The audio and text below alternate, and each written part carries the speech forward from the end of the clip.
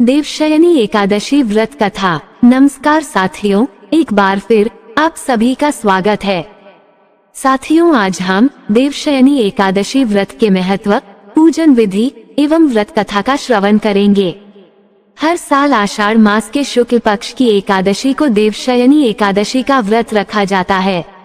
हिंदू धर्म में देवशयनी एकादशी का खास महत्व है। इस दिन से भगवान विष्णु 4 महीनों के लिए क्षीर सागर में योग निद्रा में चले जाते हैं और चतुर्मास की शुरुआत होती है। इस दौरान मांगलिक कार्य करने की मनाही होती है। शादी विवाह जैसे मांगलिक कार्यों पर पाबंदी लग जाती है। कहते हैं कि देवशयनी एकादशी पर व्रत उपासना और भगवान विष्णु की विधिवत पूजा से मनोवांछित फल की प्राप्ति होती है।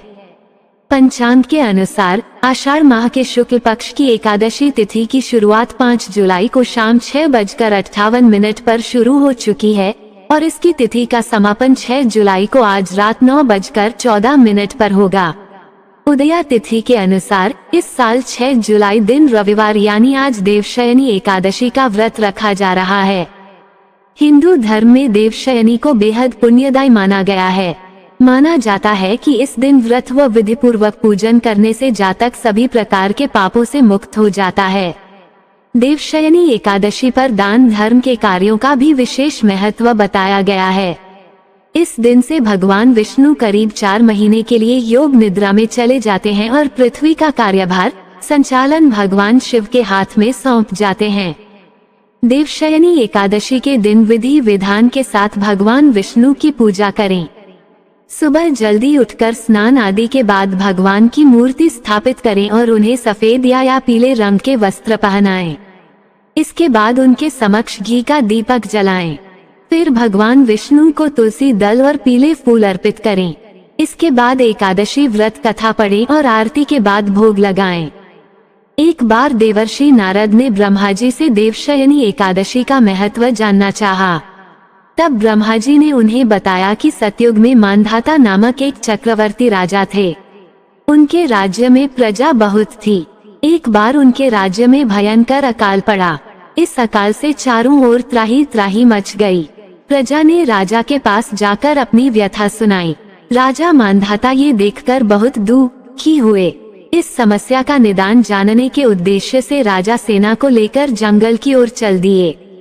वहाँ वे एक दिन ब्रह्मा जी के पुत्र अंगिरा ऋषि के आश्रम में पहुँचे।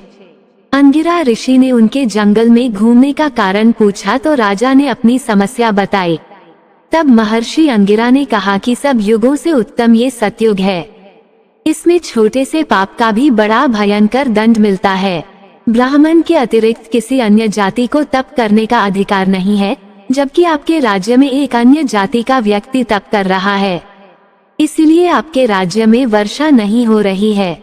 जब तक उसका अंत नहीं होगा तब तक यह अकाल समाप्त नहीं होगा। किंतु राजा का हृदय एक निरपराध तपस्वी को मारने को तैयार नहीं हुआ।